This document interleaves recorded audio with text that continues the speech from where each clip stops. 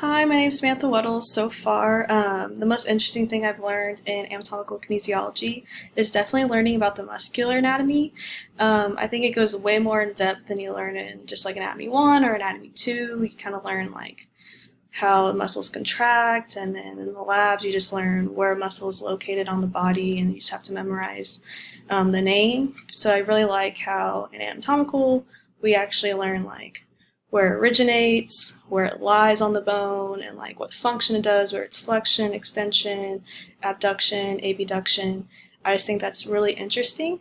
I definitely like learning about the hands, just because, like you said in the lecture, that in anatomies you take, you might not go over the hand as much, because I took it here and we only learned three bones of the hand and, of course, the phalanges. But I actually enjoyed learning about like all of them and where it's located and your acronym. It's very interesting. The most challenging part of anatomical kinesiology for me is definitely the terminology.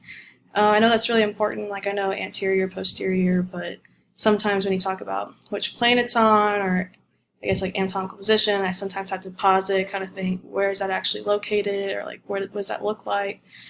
But hopefully it'll be more natural by the end of this lecture, or not in the lecture, but the end of the course.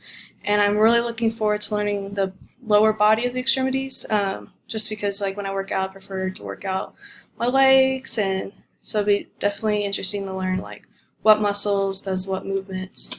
So yeah, that's all I have. So thank you.